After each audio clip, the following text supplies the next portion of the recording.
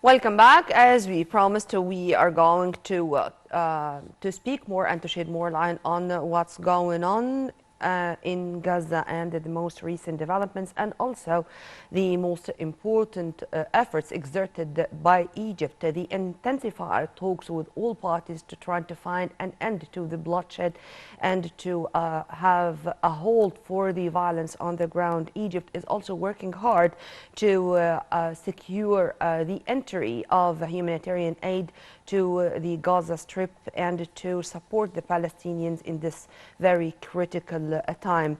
Well, to shed more light on the issue, we are very much delighted to have with us via phone Professor Hassan, Wageeh, Professor of Political Sciences and Linguistics. Well, first, thank you very much for being with us, sir, and a very good morning. You're welcome. Good morning to you. Before going into the details, Professor Wageeh, how do you see the developments? I mean, they are going that fast, moving from a stage to the other. The situation is really deteriorating. Was this expected since the resurgence of violence erupted exactly a week ago or exactly 8 days ago? Yes, actually, let us put everything in the proper context. You know, when you have Mr. Netanyahu, who openly declared a policy of annexing the West Bank to Israel, he vowed to crush Palestinian statehood aspirations and swore that they would never have self-governance so long as he was in power, meaning that the apartheid status quo would be maintained and extended.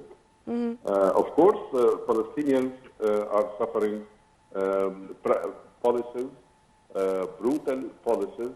They have demonstrated several times. They were cut off basic human rights. The pressure is increasing every day, and no one is reporting that to the entire world, as it should be the media. The media is ignoring that all over the world. So here, people erupted. You know, they called it the Tufan, the Tufan al-Aqsa, the hurricane of al-Aqsa, or the tornado of al-Aqsa. So this is the proper context that we should understand. That was a reaction. Yep, and to add to what you have just said, sir, right after the violence, there was important meetings by the foreign ministers of, and in the Arab League, it was an extraordinary meeting, and exactly this was said that it was very much logic. With the exploding situation, it came after the political deadlock which is taking place, with the Palestinians losing hope of having their independent Palestinian state, with the Israeli continuous aggression and the illegal settlements activities which are taking place against the international community's will.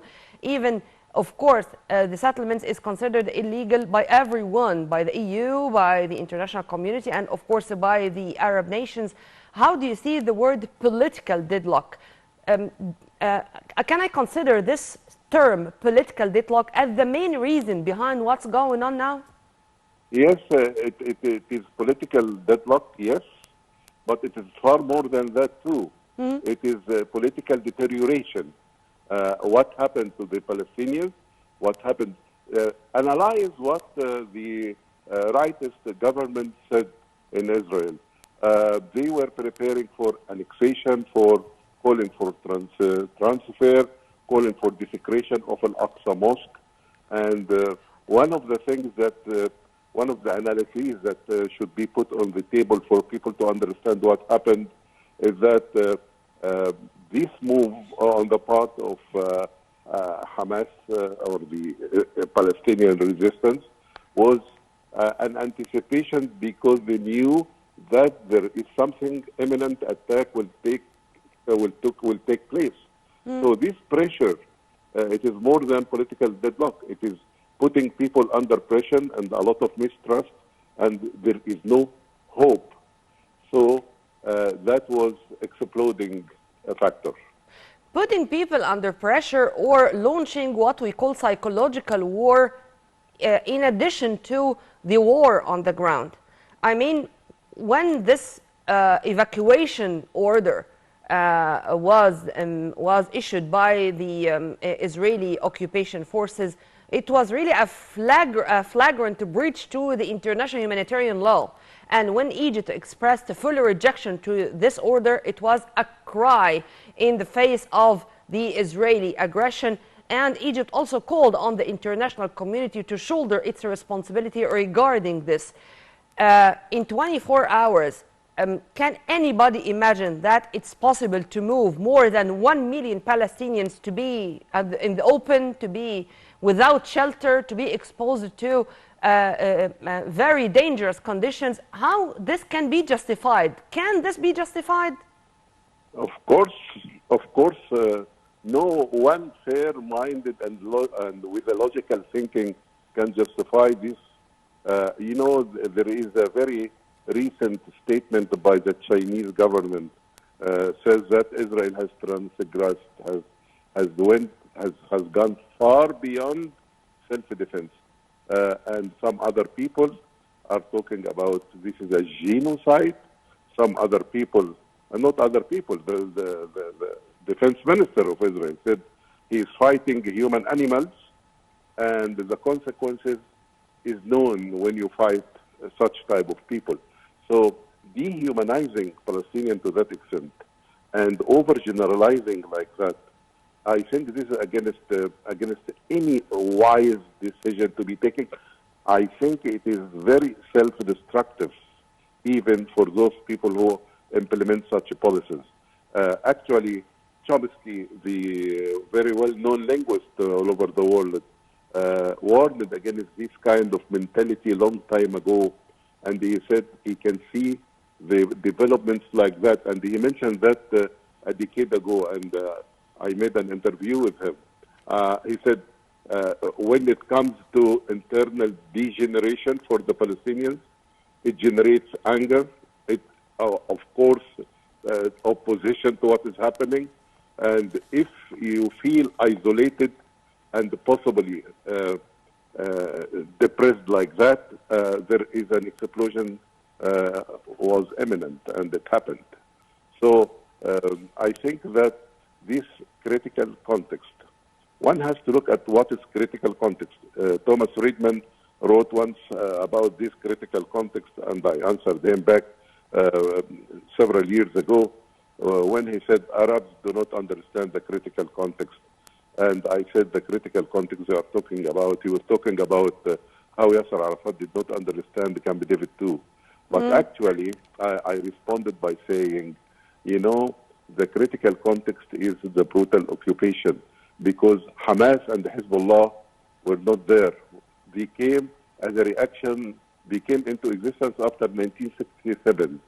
So, and if you can get rid of Hamas and you can get rid of Hezbollah and things like that, there are other movements. And Minister Amr Moussa mentioned something along these lines very recently. It is not a matter of names, it's a matter of you occupy, you practice brutal things, you are going for dehumanizing others, you are going for occupying with no rules for international laws. I think the whole world community, there should be a wake-up call. And I think that fair-minded people all over the world started now. Yes, they are with little numbers, they are not controlling the politics, but they all urge the United States not to blindly support dehumanizing and transfer and these terrible human crimes against humanity. They should try to play a win-win situation. How, sir? This win-win situation, how it can be achieved on the ground? I mean, for example, Antony Blinken, the U.S. Secretary of State, is in his diplomatic marathon talks in many of the Middle East states. He had such a tour in Saudi Arabia, the United Arab Emirates, and before that in Israel. And he said just yesterday called for protecting civilians in the Gaza Strip and Israel as he intensified his diplomatic outreach across the Middle East. He met with Saudi Arabian Foreign Minister Prince Faisal bin Farhan in Riyadh before stopping in the United Arab Emirates to help civilians trapped in between the fighting. And this is taking place as the announcements are there by the Israeli occupation that they are going to launch a U.S.-backed massive offensive. Which is which? How the win-win situation while these contradictory incidents are taking place? Yes, it's a very difficult situation and very sad, as the once was said by a lyric, sad situation, and it's getting more and more absurd. Yes, this is the right lyric to be mentioned now for the entire world. Yes, you can see that there is a division among the fair-minded people versus the people who ignore the context and the proper context for dealing with politics in the Middle East. And I think that there should be a popular diplomacy. Diplomacy should not be left in the hands of people who are not making the world in the direction of just peace, stability, sustainable development, all these kind of names that we have been working on. And the United Nations, where is the United Nations too? The United Nations is ignoring what is happening, or at least some voices condemned what happened, and they said, and of course there are many. I don't know, sir, if the words of condemnation and stuff like that. Implementing international law. Yeah, Yes. I don't know if the words of condemnation and asking sides to practice self-restraint are enough or no in this very critical period. But I'd like you to focus on the Egyptian intensive contacts since day one. I mean, in the very same day of the start of the violence, President Abdel Fattah al-Sisi started his contacts, and Foreign Minister Sameh Shukri had marathon talks with his counterparts from all over the world. And yesterday it was a very busy day. President al-Sisi received Turkish Foreign Minister Hakan Fidan, Eritrean Foreign Minister. He had phone calls from Lula da Silva of Brazil, the president, the one who is occupying the rotating presidency of the UN Security Council, French President Emmanuel Macron. Foreign Minister Sameh Shukri held talks with visiting Turkish and German counterparts, and all the time he had contacts, as I said, via phone with British, German, French, you name it. How do you see the Egyptian intensive diplomacy talks? Actually, it is very wise diplomacy and very well balanced diplomacy, and a diplomacy that is all the time that stick to the international law, international resolutions, just peace with the creation of two states according to the international resolutions. And I think Egypt rejected the step of trying to have the transfer implemented on our land. And that was described by the Ministry of Foreign Affairs as a blatant violation of the rules of international humanitarian law. And of course, Egypt's stance was very clear in exerting all possible avenues to save. You know, when you have this, will have no end if if the Israelis, hopefully not successful in dehumanizing and doing what they are doing and what they are up to in Gaza, there will be consequences that is not in the sake of any person in the world, because violence generates more violence. And this is the Egyptian stance. Egyptian stance is to stop violence, because this is an endless circle. Violence breeds violence. Nothing comes out of nothing, as Shakespeare once said. So I think Egyptian diplomacy and the president's stance was very, very clear to the entire world that we are keen to make a stop on this crazy situation which nobody can benefit from. Sir, also, there are very important words, if I may say so, or terms used to describe the situation or to describe the reaction to the situation, whether from international figures or representatives of international powers or those inside or into the battle. Why? Because unfortunately the violence is expanding. I mean, it was in Gaza, but it also was extended to Lebanon. And there were some answers from Hezbollah. And on the Syrian side, there was also some incidents taking place. How do you see the expansion of violence a day after the other going to more than one front? Also, was it expected? Actually, when you don't put a stop on, you anticipate the crisis, you make anticipating the scenario, and you made an early stop on that. I think the circle of violence will escalate. If we are not in the international community as one important block that should move in the right direction, not in the direction of double standard as we see. I think that this international community and an active diplomacy should put an end to this escalation that's taking place. If I escalation mentioned this, goes sir, in specific, if you permit me. It could be destructive to anyone.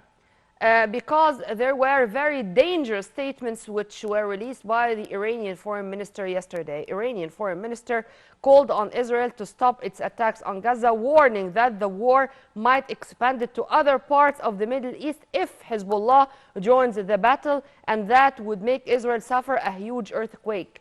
This is a quote by Hussein Amir Abdullahian in Beirut when he said that Lebanese Hezbollah group has taken all war scenarios into consideration and Israel should stop its attacks on Gaza as soon as possible.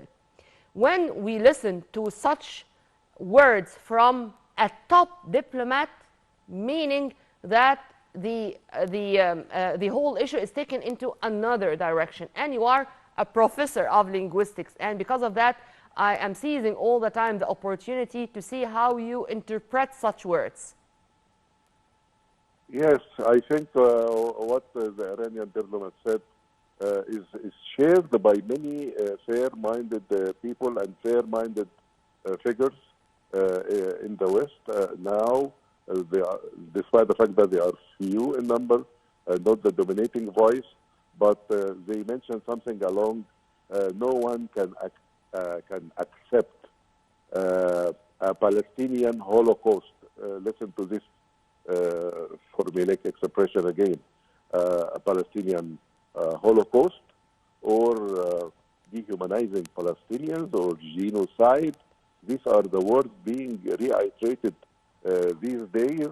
Apartheid word, some people say it's not an apartheid. It is far more worse than apartheid. So all these vocabulary and all these items will tell you how people, fair-minded people, are talking seriously about the situation, and they are against all this terminology, which the whole world, another term was mentioned, is concentration camps for Palestinians, the largest prison on earth. All of these terminologies will tell you about the proper context, unfortunately, that should be dealt with from the international community. It is not Egypt is having a very important leading role. It is what is happening to Palestinians is as if happening to Egyptians. Israel should not take a holistic attitude punishing all the Palestinian people like that.